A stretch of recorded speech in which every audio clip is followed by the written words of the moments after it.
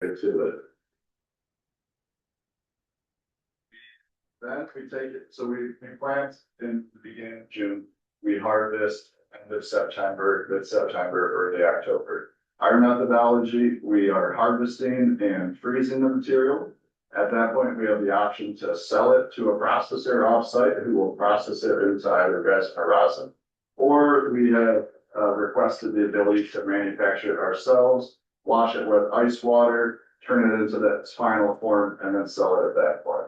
So the way that we farm, it's very conventional, very similar to other styles of farming. We're very low impact on the piece of property that we're on.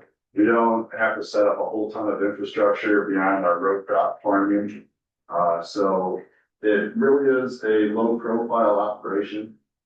We've talked to the neighbors on the closest neighbor on our western side, and have come up with a buffer that he was comfortable with and a fence style that he was comfortable with seeing, just to make sure that he was comfortable and his family was comfortable with what was happening. That's Nate Woolridge? That's Nathan Woolridge, correct.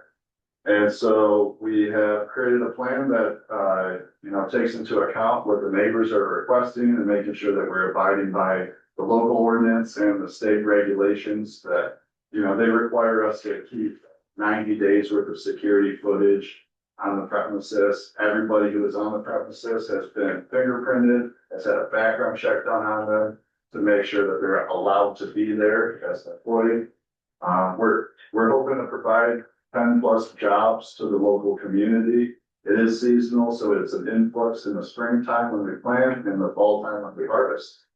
And so we're not gonna have a whole bunch of trucks all of a sudden showing up in town and creating a whole bunch of traffic. This isn't something where the retail or the public gets to come and visit the farm. It's a closed, secure facility that we plan to operate as professionally as possible. So that's the brief synopsis of what we're intending to do, and I'm happy to answer any questions that you have. I don't. Sure. All right. So I'm aware of it. Can you kind of walk through one of the chief complaints that I've had about these types of operations is odor management? So can you kind of walk through your process and procedures for? Absolutely.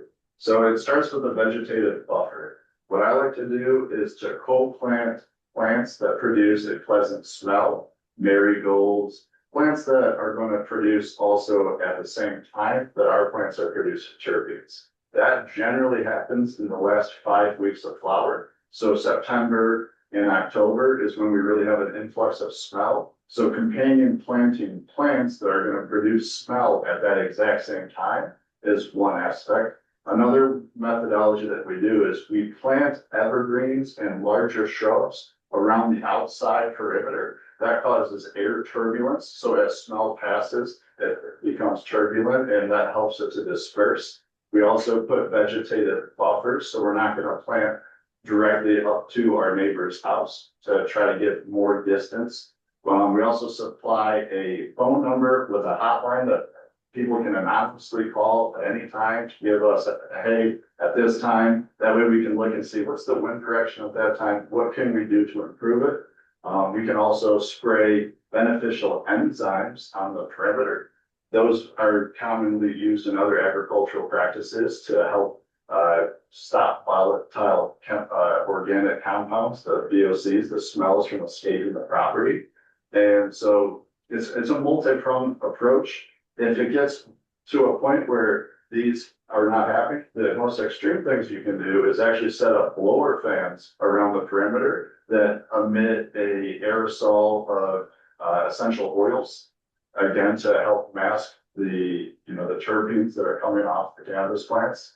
The real window of time that the most smell is produced is in the harvest. So one thing we are doing that is going to really help prevent smell is freezing our product. Rather than blowing hot air through it and into the environment, that produces tons of smell. We are capturing the plant into an enclosed freezing environment, and then we are taking it into a zero pressure chamber to run ice water through it to extract the oil out of the plant.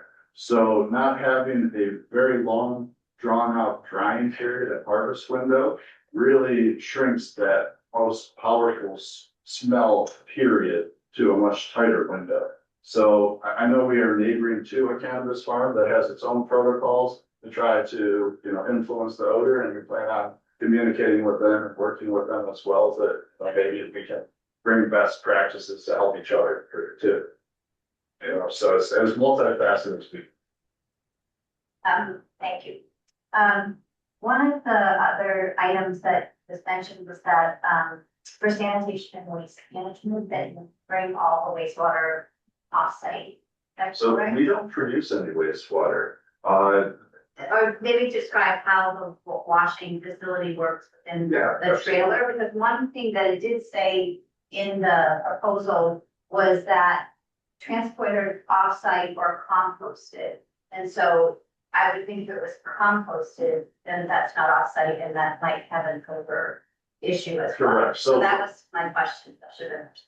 yeah, so for composting, what we generally are composting is the stems. And that is a whole separate permit with the state to be allowed to compost on site if we decide to go that route with the stems. The actual unit that we use to wash the material with ice water, it has a closed loop, so it reuses all of the water. So no water ever leaves the system, so it's not generating any wastewater. And then when we irrigate, we do a precision irrigation through drip emitters. So we're never watering so much that any wastewater is being emitted from our plastic rows. We're only watering enough for the plant to take, as much as it needs. If you overwater, it's really bad for the plant. So what we try to do is maintain a level that the plants are optimally optimal for growth. And like what I did for house plant. Yeah, exactly. What we all try to do, don't overwater. It's like a big. And the freezer and the washing, so those are both taken off-site. Yeah, so off-season. we do have space to store indoors, so we might elect to do that. The actual freezer trailer, those can get taken up and taken to a processor and dropped there for them to use and to process the material. So we like to rent those because they're expensive. So preferably that is the method we'll do each year. We'll rent a freezer, it drops, we'll freeze our material. The actual trailer for our hash making, that can be put in the barn or it can be stored off-site, but it's, we have plenty of space for storing on site if we needed to. Okay, and so from a line of sight perspective, in the winter, when, those things are either not on the property or they've been. Yeah, it's the placement, if you look at the site plan, is actually behind the house. Yeah. So even when they're there, they will not be able to be seen from the From a line road. of sight perspective. Right.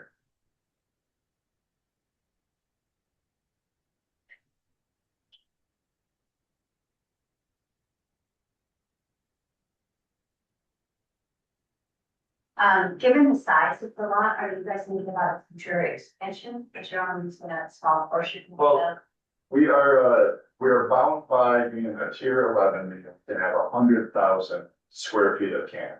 Mhm. So with the amount of area that's already opened up as farmland, that's plenty of space for us to stick 100,000 square foot of canopy. So it's essentially 2 acres of canopy, and there's 12 acres open. It's a 50-acre lot. But we don't plan on knocking down trees and going into the woods. There's plenty of space with what's there.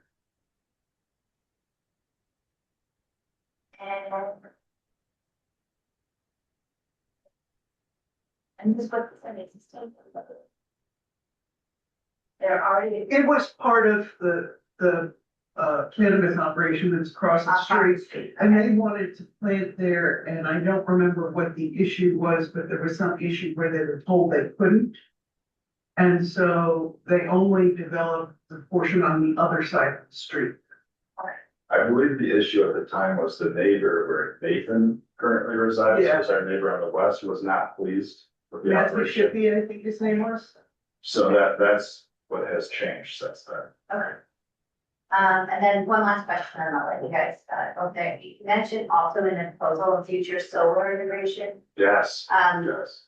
a ground mounted solar installation. Is that, are you planning to have a BESS But it would just be solo operation for into, the months when you're harvesting. Correct.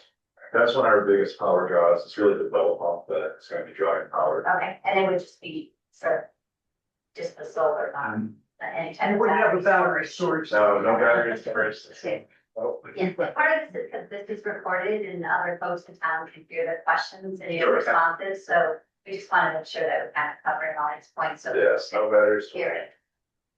I'll let go. Or Jerry. No question on it, just funny question, what does CIF? CIF is how you identify a property. CIF, it's a property identifier. All through paragraphs in the financial thing, but it didn't tell me what it was. Yeah, I believe it correlates to the ordinance. It's a, a Certified, section within the ordinance. It looks to me like two items, 9 and 10, although 10 disappeared over here in the field. These are new structures, the greenhouse. Yeah, so right now, this is a cement pad right here. I believe it was the carousel for the horses previously, so that's where we're gonna put up this house. This is just saying how big this field is. This isn't actually a structure right there. But this hoop house is where we're gonna start our plants. Start our greenhouse. Yeah, so we're not doing year-round production in there. We're not, it's really just a basic structure that we use to start the plants before we go, under the full stuff. no, Peter answered my only question. I didn't know what a Knox box was. Oh, yeah. And he showed me one outside this building. Yeah. So I know now. So I've got a couple of questions. Number 3 on your plan is a new building. That an existing building that's new, or is that a new building? No, so number 3 is the farm that's currently there. All right. But it said new facility. Yeah, I see it says new facility. Yeah, that barn already exists. Okay. So There you're, might be a little renovation. And definitely needs some renovation. and then I see that there's a cottage and a residence, Yes. and there's residence parking. What's the residential component of this? Yeah, so what I like to do is have farm manager on site 24/7 while we're cultivating. It helps us out for security. It helps us out to make sure that the plants always have a babysitter in case they need attention. So, that is outside of the fence. It will not have cannabis inside the residence. It won't have any part of the processing or cultivation happen in the residence. But I noticed that the parking isn't cut. So, if we look, there's a second fence. Right. So this is the secondary entrance that you say will be open when the business operation is open, closed at night. This is that. Oh, that's that. Yeah, This is the main entrance? this is the main entrance. Right, but there's a secondary entrance, so I guess this is a gate lock, Yes. and so the caretaker will lock or unlock as he comes and goes. Yes, it'll be a fun. Okay, So it's. and the Knox box for the fire department is at both gates. We could put one at both cases. I think your security plan mentioned that there would be At both cases, then you will both have. gates. It's. Okay, so there's no new construction being proposed, it's all Right, existing facilities, correct. all right? The next piece is a little stickier, and that is the parking. We require 1 parking per employee, Okay. and you're projecting 10 potential employees. Right. So you're showing 3 spaces right now currently for employee parking. Correct. Yeah, we should have drawn 10 on there. There currently is space for 10 cars to be parked. The entire front part of this counter is on here, but this is all open park right there. This entire area. So it's even. Yeah. Well, except that this is listed as employee parking, this is parking. Question is, do you want to have cars inside the enclosure or outside the enclosure? You know, for convenience of the people going in and out, they probably prefer to be outside the enclosure, so they don't have to open the big gate every time they go in and out. So I would probably prefer them to be parked in front of this building. Okay, there's some trees that are shown here, those are existing trees. So this one just got knocked down. Okay, That one's gone. this one here, That one exists. okay. So what happens when you go from 10 to 25? Now you've got 25 cars, right? Yeah. So again, luckily we have so much space. This entire area is just an open field. We have all this to be parking, all this here, even though there's trees here, they're not obstructing my car. Park. So we can definitely revise this and increase 25 spots even within the fence. This is just an open field. Sure. There's nothing there. Well, I would like to see something that shows circulation so that Okay. people can move about. And if we have more than 10 spaces in a parking area, we also require there be some landscaping for that. So yes, so, and then the question is, are you gonna do as gravel surface or whatever to stabilize the soil to do that? So, I think first would be to use the gravel that we have. This is all gravel here. So trying to fit as many spots within this area. And then this is also a gravel driveway here. yes, So we do have a lot of space. I can work with the architect to add more spots. I'd like to see them shown so that we have, Okay. so we can demonstrate that you're meeting the required. Okay. But then when you translate that number of employees in your seasonal expansion, now we're looking at 20, typically 20 vehicle trips a day. Coming to work, leaving work, and then in the off season, that jumps to 50 trips a day. And in your study, you said there would be 6 to 8 trips. Yeah, let's rework that. So where do you get, so 50 from, oh, 25, probably 25, right? So each time someone arrives at your site, that's their vehicle. So that's quite a few vehicles going up and down a road that doesn't see a lot of traffic. So I think that when you get to the point where you have that number of vehicle trips, we typically require an impact statement for how it's going to impact the perspective. You know, I put the 25 number as a placeholder. Right. In Michigan, I use 10 people and I have 5 times the size. So I don't see myself actually having that many people. 10 people probably is what it ended up going to be. I could resubmit the documents at 10 people and put a cap on it for it, if that would help. Well, we probably don't want to cap one. Yeah, right, John. I see where you're coming from. But I just think that if all of a sudden, people that live on the street see cars coming and going, at the peak time when they arrive, at the peak time when they leave, we're gonna probably hear about it. And so, options might be to stagger when people arrive and leave, and things of that nature to sort of mitigate the impact, but that would be something that you would present to us as sort of your impact statement for how you're going to manage the department, so that, and the vehicle trips, so that it doesn't become a heavy traffic situation. I mean, if everybody left at the same time, you could have 10 cars stacked up on the end of Low Street, Root Street rather, trying to turn on the Central to go, come and go. So we don't typically have that anywhere. Laughing about this, rush hour on rush hour. So, Okay. anyway, that's just a comment. And then you're also suggesting temporary facilities, and I'm not sure that the planning code will allow temporary facilities if you have them. What we do is porta johns. I understand that, but I'm saying I'm not sure they will accept those. That's a board of health question. Okay. If it were seasonal employees, they would probably accept it, but if it's full-time employees, We shut down for Well, I understand that, but I mean, well, again, that's something that you will have to review with the Board of Health and see if it's acceptable.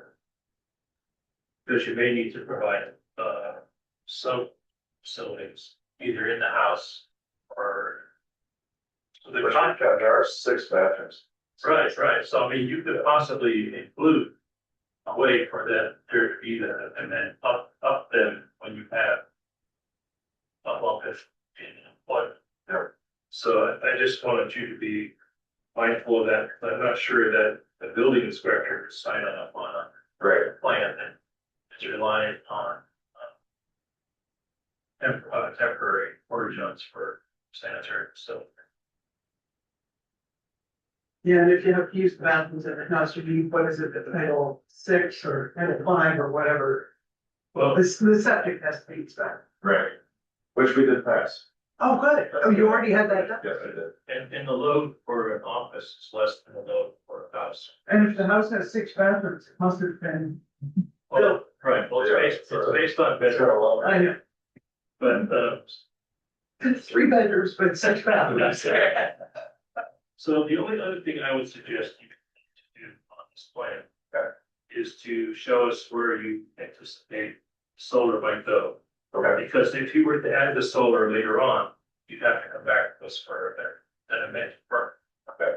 So having the solar shown means that we can, and if the solar is less than 1.5 acres, then you're, and less than 50 feet up. Yeah, Yeah, you said it's gonna find building, so. Yeah. right, so it's small, but it should be shown on the plan so that when it starts to show up, you don't get a phone call say, hey, there's a solar installation going Yeah. on. So That's just something. okay. Well, it's just good to know, and I'm certain that it's probably somewhere in this open area. But if it were planned for, the question that we would have, and we want to have some input on is, what happens then when you have all that impervious surface? So it might need to be some drainage, work done at that time.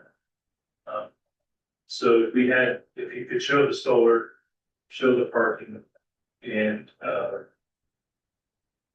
demonstrate and come up with a plan to mitigate the impact of everybody driving and leaving at the same time. That would be great. Okay. And you can do that as an amendment. Okay. And so we can review it. Okay. Anybody else have any questions? There was a comment in the article about additional fire suppression. Yes. Let's talk a little bit more about that. Well, I have to read the exact part of the proposal, but generally, if it's required by the state Yeah. code, if we were doing, let's say, an ethanol extraction or hydrocarbon, then it's required by the code. Okay, For hatch, it generally isn't. Okay. It's not flammable. okay. And then you've already taught the annual inspections by the fire department, you've already talked. to the Yes. chief, that's all good. Correct. And then, the annual report that you'll prepare, can you remind me who will that go to? Where does it generally get sent to? Is it the board? Well, it's sent to the select board. It could be, as part of the host community agreement, Right. and we could even throw it into the town annual, or so that if people have questions, they can see what you're doing. Yeah. If you're okay with that, I mean, that's what I would suggest. Good. That's great. Might help get some jobs. Well, and it might help people understand your operation a little better. Yeah. I mean, I think a lot of the concerns and questions, some of them are just, philosophical orientation towards cannabis being legal, but some of it is not understanding how a cannabis farm works. Right. And thinking that things go differently than they do, and the more transparency there is there, I think the more comfortable people might become. Yeah. That's very. So if you check on the parking, the relevant section, zoning bylaw, section 5, 5.3, Right. So that will give you the requirements for the number of spaces and then where it can be located relative to the property line.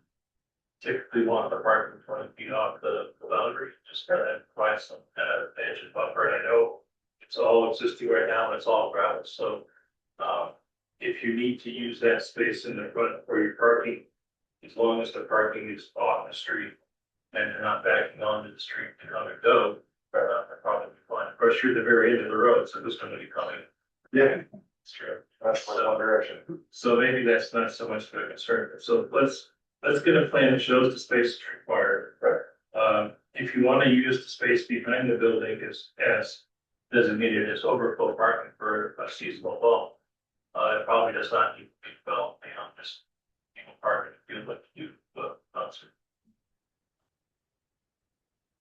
Would you be playing classic music? Studies show the plants do like it. Opens this tomorrow.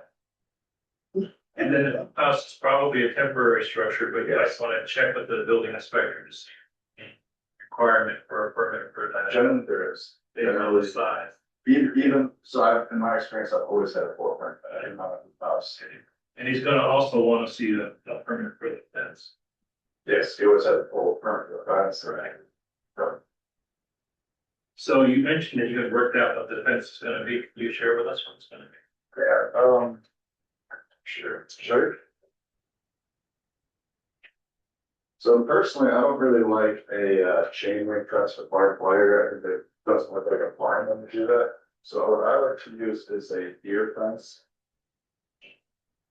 And then with privacy screen and any area facing the machine, we do that on the areas.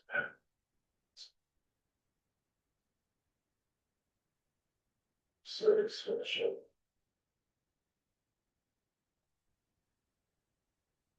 You may have to join the, Yeah, it's sign into town hall guest or something, and then you just ask. Plainfield, that's what we got. Usually you have to accept the terms in the browser to get connected. And then we just attach all your personal information.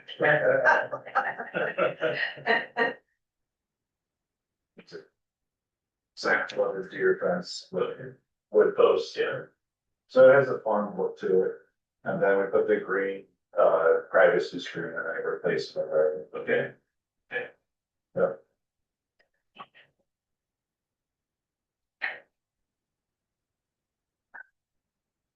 You see it around orchards and leaves on apples.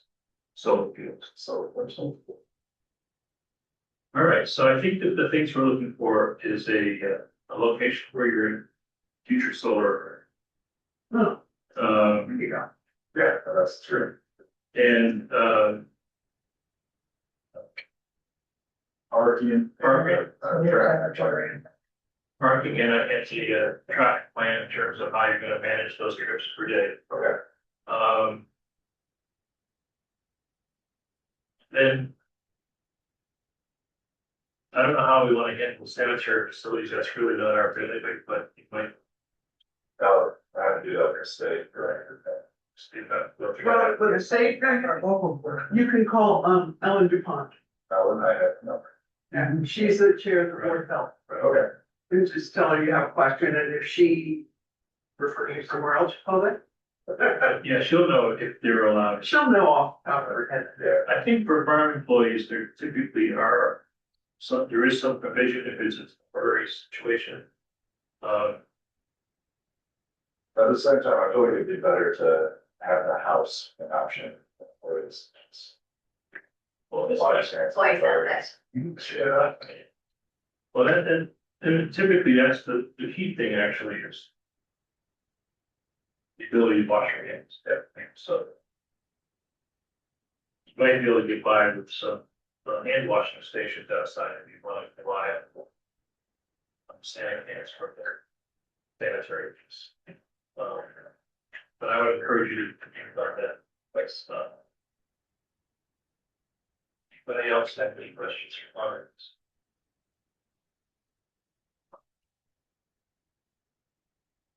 We want to you need a motion to, move, deny, or with conditions. Do we have to see the amendments before we do that? I mean, I would be inclined to go ahead and approve it provisionally on receipt of That's the revised documents, yeah. Do you think we need to do that?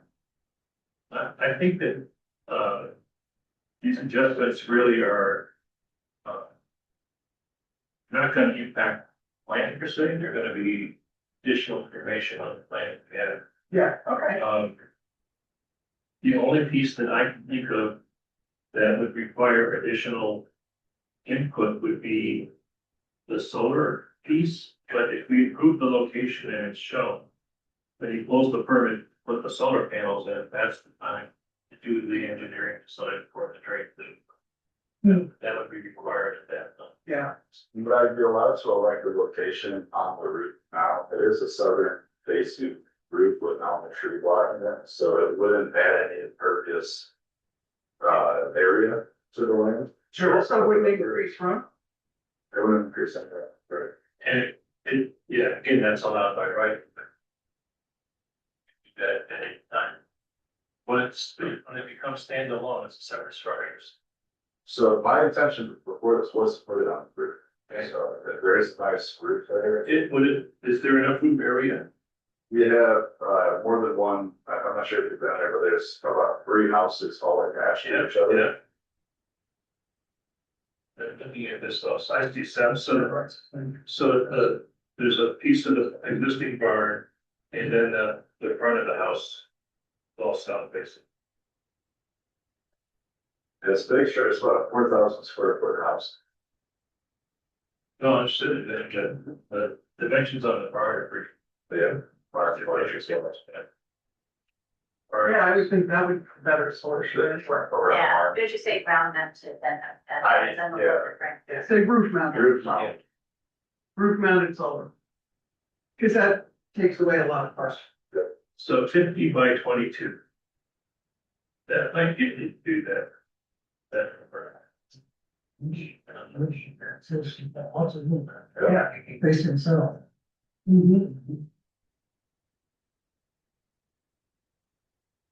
All right, It is in competition. Just specifying a plan with it mounted I'll do that. like ground mounted.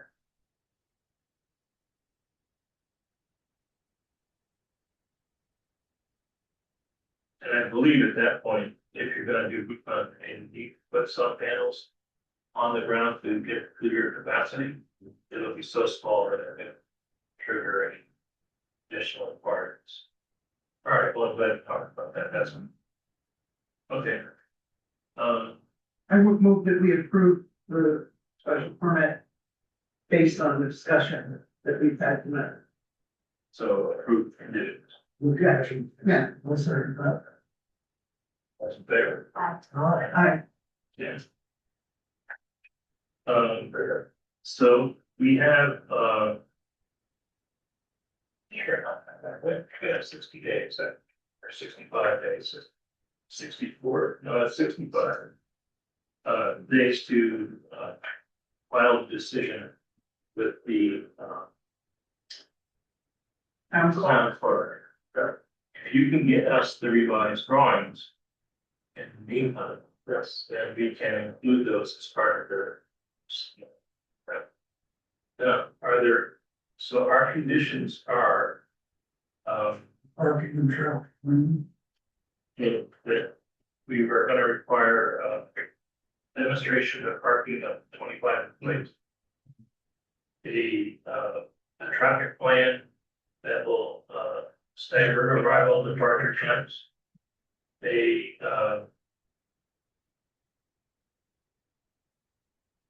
You need to.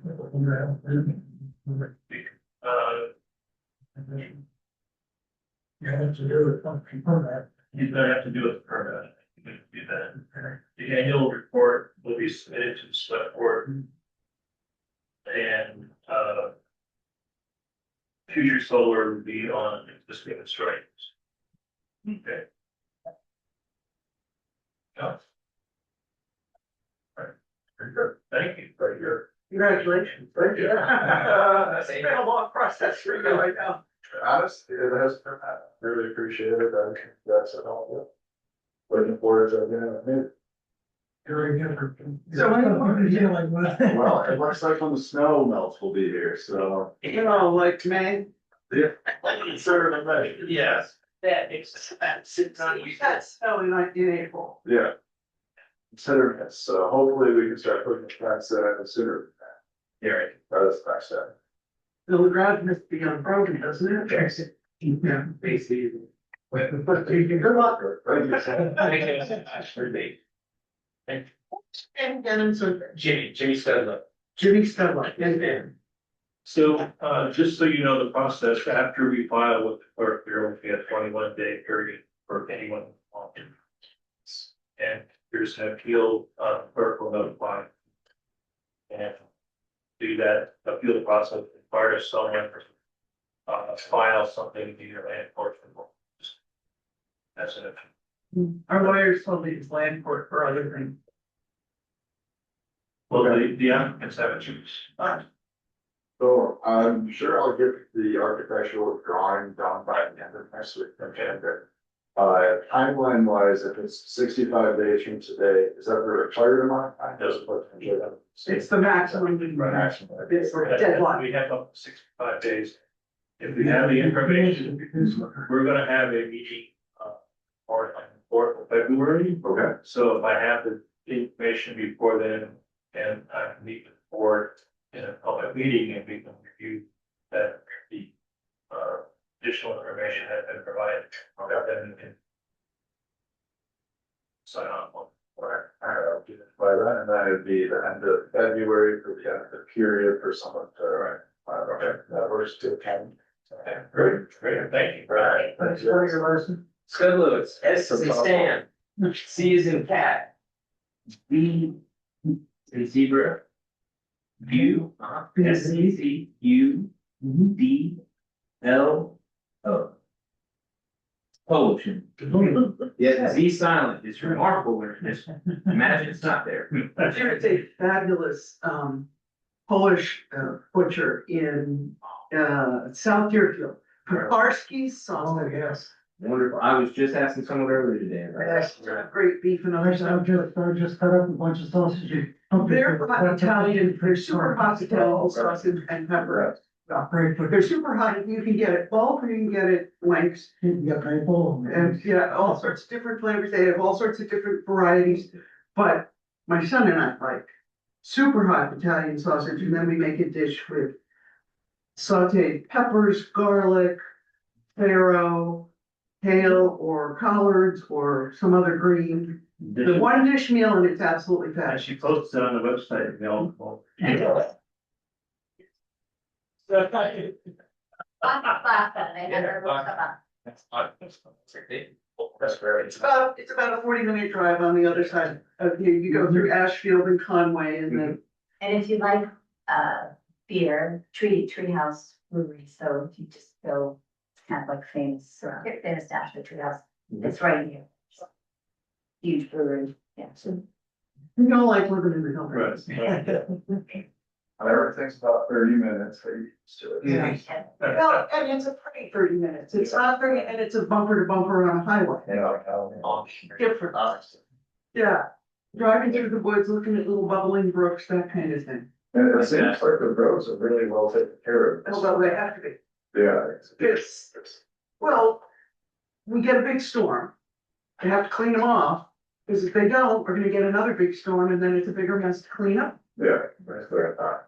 Yeah. Just ask Ed, he knows everything about that. He was our highway superintendent for a while years ago. He knows the town inside out. I'm sure. He's now our constable. So he comes to all of our public hearings, public meetings and things like that. Thank you. Very good. What was this thing? The last piece of business is this claim, Oh, okay. process that. There will probably be some additional fees because this covers the process, but get an invoice from the paper. Okay. Yeah, You had to get the lawyer, right? $4,900. I know. Oh, yeah, well, you have the tax receipt that shows that that's for the taxes. Wait, did you guys not email me about a $4,100 letter Why? from Peter LaPointe? I did not, Really? Uh-oh. It's scams. Really? really. There's scams going around at townships. 635, that was 46. Airlines.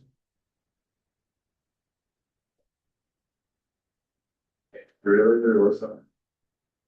Town of Plainfield. So it's where. Invoice from the township. City of Plainfield for a town. Yeah, scam. Didn't you what? So city they of got me Plainfield, for not the town of $10,000. Plainfield, it looks like it's a scam. Well, there's a Plainfield in about every state. Right, but, so I had this happen, so where they sent out email said, hey, if you're getting emails from us, pay for your permit, it's not actually coming from us. So this, I thought was coming from you, but it's coming from, planning, Plainfield, and they were say that now. So Wait, let's see that again. they scammed me. You're the first one that, They got. you're the first one I've heard of using the tab. Planning, yeah, so that's a scanned email too, because we're town.plainfield.mass.us. Is it too late to stop the check? Everything, I sent a wire, and then I said, oh, we have to resend the wire, and they did the day before the meeting, it's very clever. So I thought I had to send the money in prior to the meeting. Oh, my God. Oh, man. They seriously, but so this is the invoice they sent. They work for the council. And then they had me sign it. That's the, I like, you should need it on record, you sign it, send it to us. We're actually having, the district attorney, from Western Mass out here to talk about scams on February 11th. Well, Forward this to me so we can show it to her and ask her if anything would be to help us get it back. I can see one other thing. So, thanks.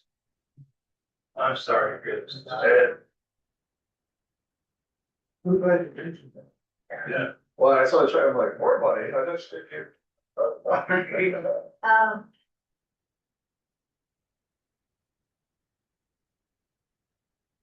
Trying to see the, You're the thought, that's. yeah, just All forward anytime. it to me and I'll share it at that meeting. I would also forward it to our state attorney general. Yeah, That's good too, because there's another one they sent prior to that. The first time this year. yeah. Send them both, but it would be more persuasive going to the state attorney general and maybe secretary of state. Doesn't he get involved in online scams? Yeah, one I think the Could be. attorney general does. Attorney general. attorney general. Yeah. Send it to you. There's West, man, how did they know the day before? Because it's publicly posted. Yeah, they It's just. an event. So they're going through, I think Massachusetts is probably right for those kinds of scams because of our public meeting law, where every town has to post it, and these days, most every town posts somewhere online. In addition, I mean, the legal requirement is that you have to post it at the town hall and the town offices. You don't have to post them online, but during the pandemic, everything was done online. Yeah. And so I think I don't know if all states have the same kind of public meeting law that we do. I had never encountered it, so I'm not here. But I was involved in town government, either. And it's good because she's on a planning board and she's on the board for it. So, it's like board, so. But man, okay, well, definitely let people know. Well, I think we actually, I'll mention this, we have a select board meeting Tuesday, and I'll mention it there. I think we ought to put something out too. We ought to make sure that, the various people who collect fees on behalf of the town, like the building commissioner and this kind of thing, are aware of it, so that. I don't know how you prevent that. Well, it's really that you have to, Pretty you hard. have to ask other folks, so like, you know, make sure this is our email. Well, and you she know- wouldn't even, We also might want to put some sort of a notice on any invoices that says, So, and typically we have the application fee is supposed to be on the website. That's how- application fee is posted on the website. And then we can add to the website that, no electronic invoicing. Yeah, because we don't accept wire transfers, we don't accept electronic payment, you have to send a check Yeah, in Plainfield. We don't take credit cards. There's been a lot of push from residents to be able to do that, but. Yeah, we ought to, that should be a topic yeah, for the really select. sorry, that's. Oh, well, we got good news and bad news, that's like. Well, Well, you're asking, it could be worse. That's right. Yeah. Been out of the money and the project, yeah. So, It's a light at the end of the tunnel on the project, now we just have to try and get your money back, but I think that, the state ought to know about it too. I'm sure they're hearing more and more about it. I received an email from the state of Minnesota, the exact same thing happened. They're hacking it. This actually came from Houston. Oh, wow. They're, Well, that's a question, haven't people been confused that thought they were getting an email from somebody through Through the website? website, yeah. So It we just had, happened in our town offices that Paula got something that she thought was from Dan Shearer and it wasn't at all. yeah, And an institution that I'm on the board of just got ripped off $50,000 mhm. internal email. And so it was just one letter off. Mhm. We actually, in Michigan, one of the stores, received a fake invoice from someone who hacked someone's email and changed the bank information on the invoice and they lost $100,000. Same thing. So it's really ramping up, Yeah. something to watch for. it's big business. And Yeah. what this organization resolved was that anytime anybody does any money issue, you call the person to make sure, Verify the number. verify that they requested that. Yeah. Good learners. Yeah. By the way, you can zoom in on the 11th, on the 4th. Yes. That was That was. It's on the fourth, the planning board oh, that meeting, yeah, meeting on the 4th will be on Zoom. okay. All right, well, everybody have a good time. Thank you so much. Safe travels. Thank you. So. No. Yeah, I moved it for. Oh, great, aye. So, I'm like almost. Did the meeting just end? yeah, I think. What, start. Oh, yeah.